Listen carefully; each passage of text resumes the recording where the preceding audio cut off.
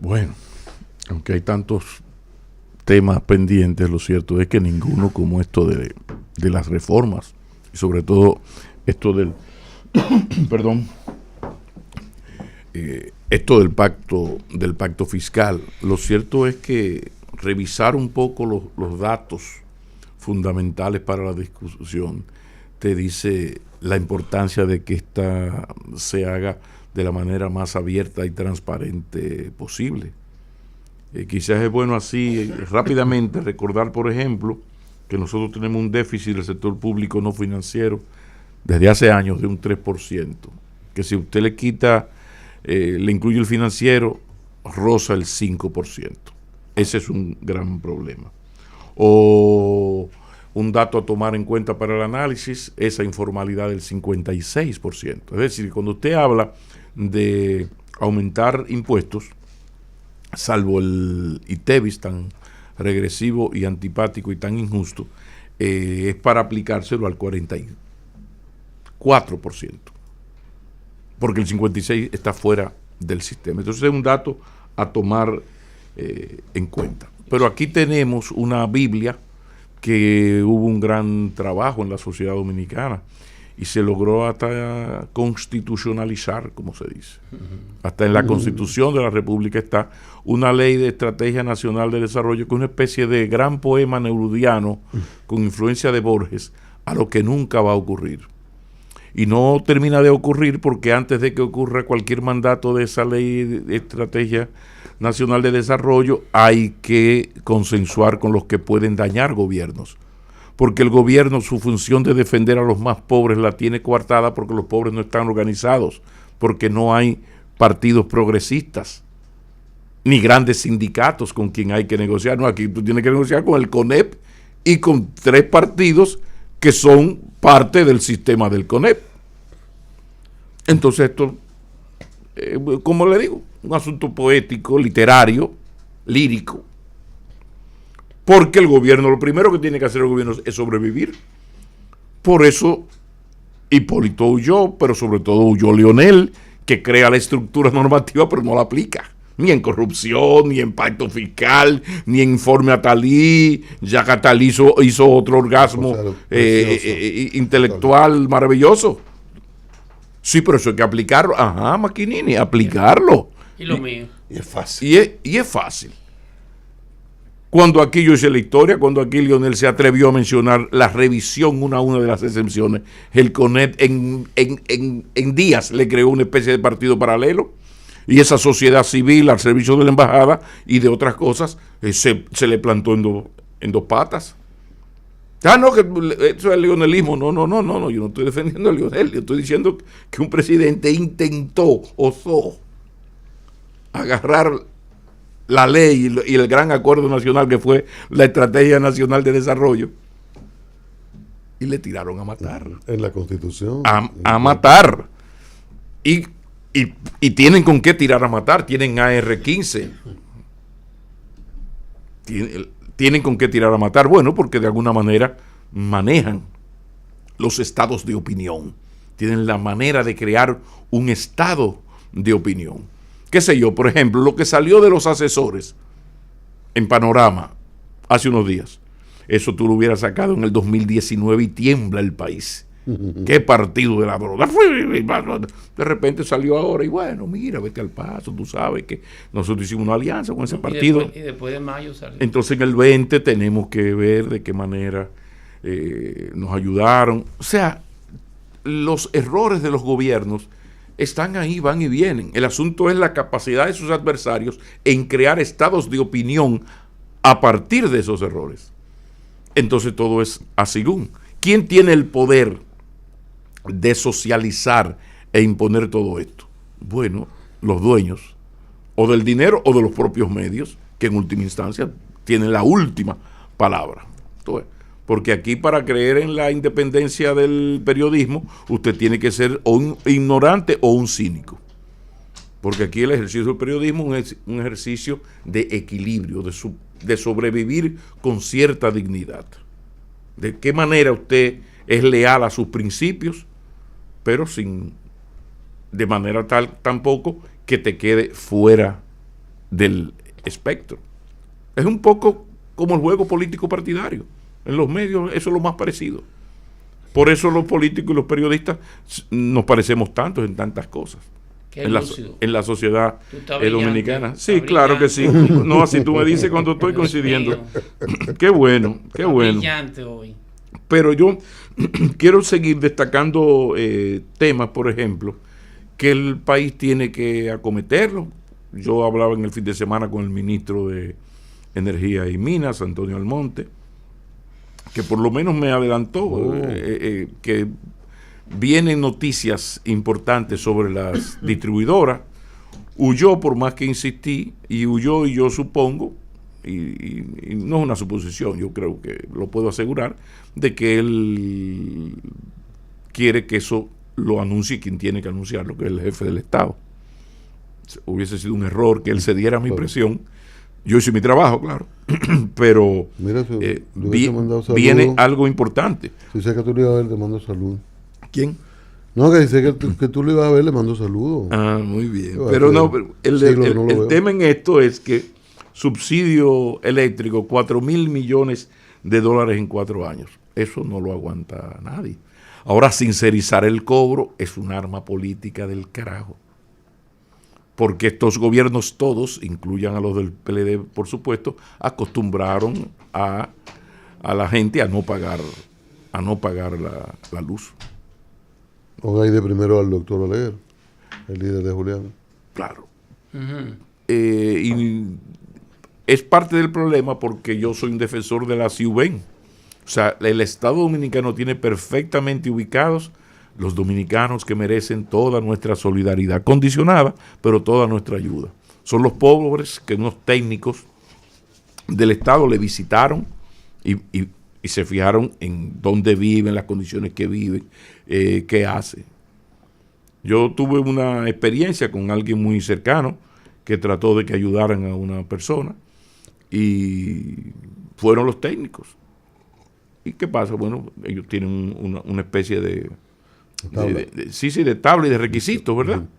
Entonces, bueno, si tú vives en una casa de zinc que tiene servicio de esto, o sea, si tú cumples una serie de cosas, no tienes electricidad, sino que tienes un baño, estás conectado, recibes agua. Entonces, si tú cumples una serie de requisitos, ya, por ejemplo, tú no puedes ser beneficiario de un apartamento social del Estado.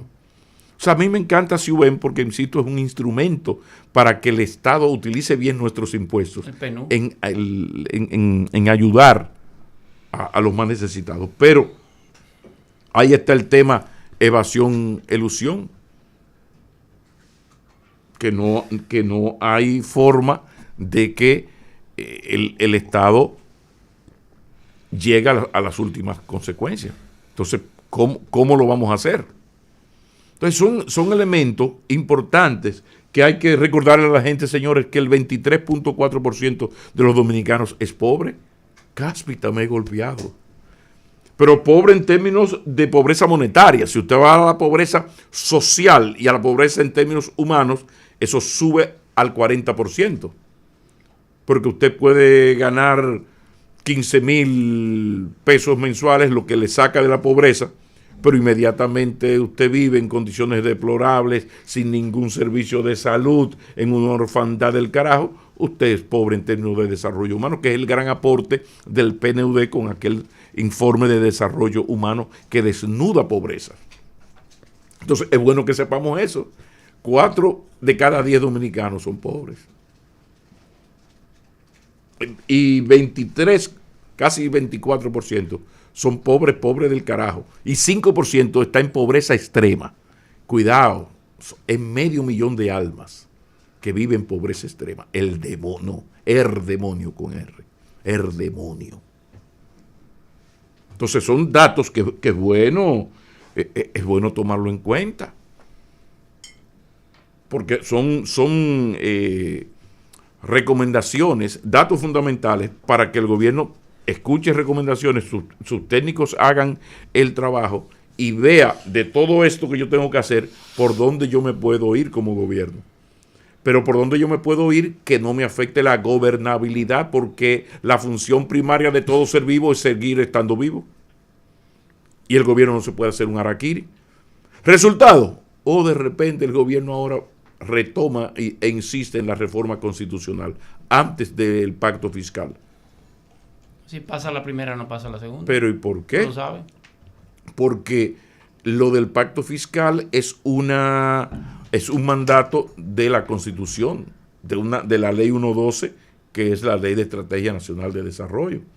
Y estamos retrasados. Ahí se habla, en el 12, cuando se promulga la ley, te dice, no, y en el 15 ya tenemos que haber aumentado una serie de mandatos. En 3 años teníamos que haber mejorado muchísimas cosas y haber hecho el pacto fiscal, el eléctrico y el educativo. O sea, la ley manda que en el 15 estuviese listo el pacto fiscal y el pacto eléctrico. Y mire por dónde vamos. Entonces, ¿qué vamos a hacer? Porque, insisto, ¿qué es lo que a uno le preocupa? En la medida en que aquí la clase media, baja y los pobres no tienen esa representación que antes eran los sindicatos, o una izquierda que incluso electoralmente quizás no atraía tanto, pero tenía un poder de convocatoria, y una cosa que se perdió y de qué terrible manera, que era el discurso ético. Aquí hasta el año 78 ser de izquierda te daba la ilusión de cierta honestidad personal. Y éramos injustos en eso, si tú eras balaguerita, tú eras un ladrón y eras un corrupto y eras un vagabundo. Luego pasaron los años, nos hicimos viejos y nos dimos cuenta que no, cuidado. ¿Cuánta gente honorable era seguidora del doctor Balaguer? Sí. Y lo digo en una autocrítica. ¿Y cuánto vagabundo había de la izquierda, incluso asesinos? Incluso en su propia gente. Sopla. ¿Quiénes han codirigido de alguna manera la UAS en los últimos 50 años? No menciona la República. Entonces, se ha manejado la UAS con mayor transparencia, calidad del gasto, honestidad, principios, con más honestidad que el Poder Ejecutivo. No. Solamente los montos que son diferentes. Pero ahí están. Lo mismo que tú te puedes quejar del Poder Ejecutivo, tú lo vas a encontrar en la UAS, multiplicado por 38. Entonces, la cosa no era tan simple. Y ya están, como en lo nacional, Sí.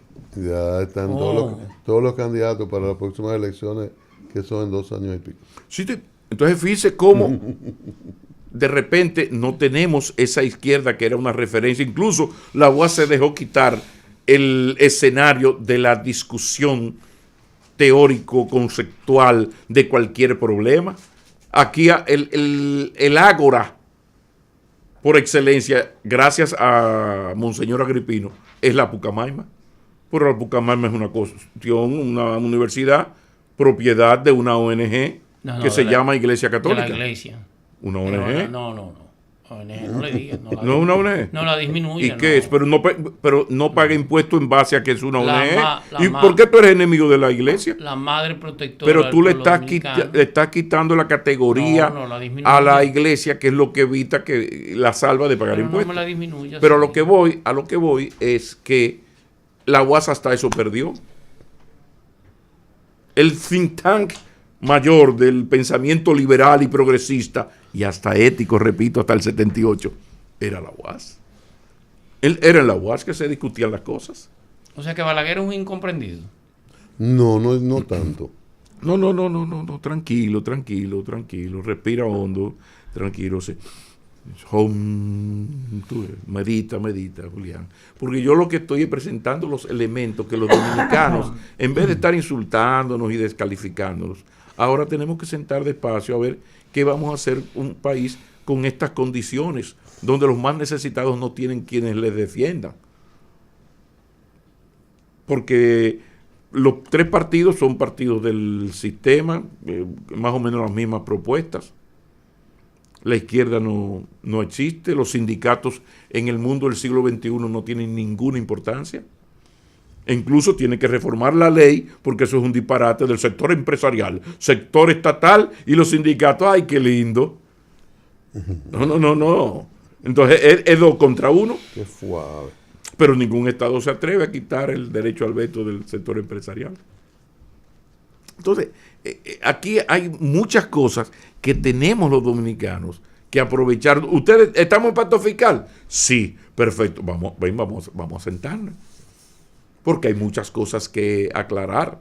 O sea, ser empresario no es sinónimo de ser delincuente, ni de ser evasor. Recuerden que la función del sector empresarial es generar empleo. Es de ahí que viene la cosa. Otra cosa es que nuestro Estado, porque el trujillismo convirtió el Estado en su fortuna. Cuando cae el trujillismo, toda la fortuna de Trujillo, que era del Estado, vuelve al Estado. Entonces el Estado aquí, todo pasa por el Estado. Usted tiene un programa en un medio de comunicación, usted necesita la publicidad del Estado. Y lo dice gente que siempre hemos tenido igual o mayor porcentaje del sector público. Sí, pero usted tiene una empresa aquí, difícilmente una empresa sobreviva sin directa o indirectamente hacer negocio. Estoy hablando de hacer negocio, no vagabundería con el Estado. Entonces aquí todo gira en torno al Estado. Pero de repente ese gran contrato social de Rousseau funciona en la medida en que hay partes con poder de dañarle la fiesta. ¿Y qué pasa? Que aquí esa baja clase media y esos pobres no tienen en verdad capacidad de dañar. Y lo que hace que un gobierno te preste atención es la capacidad de dañar que tiene un sector. ¿Por qué el gobierno tiene que pensar en una felaxio con los grupos de poder? Porque sabe que te pueden debilitar. Tú con los grupos de poder en contra es muy difícil que tú ganes un proceso electoral. Tú tienes que buscar la manera. Comenzando, entre otras cosas, que son los que, insisto, generan el empleo. Entonces, todos estos elementos hay que tomarlos en cuenta y ver cómo lo vamos a hacer, qué vamos a hacer con esa informalidad. ¿Está listo el proyecto del monotributo para ser atractivo al sector informal? Porque este país es una incitación a informalizarse. Aquí el que tiene una empresa pequeña como uno, que tiene un programista, una consultorista, una vaina por aquí, oye, esto es duro, señores, porque la eficiencia del Estado en cobrar el impuesto a la persona que está formalizada, eso es de puta madre, eso no tiene madre, no, a usted le toca pagar el sistema el 7, si no lo paga el 8 tiene el 0 punto que sé yo, una vaina del carajo, pero muy bien hecha. Sí, pero la evasión no mejora. Entonces vamos a ver, por último, atención Eddie Alcántara, en defensa del consumidor, mira a ver qué tú puedes hacer dentro de lo que la ley te permite, porque está ocurriendo algo que siempre ocurre cuando se habla de una reforma fiscal y un aumento de los impuestos. Y es que el señor del negocio, que sospecha que viene un pacto fiscal, un aumento de impuestos, comienza a aumentar desde ya los precios. Entonces no sé qué artículo tendrá la ley que creó el defensor del consumidor, que llaman proconsumidor, la defensa del consumidor.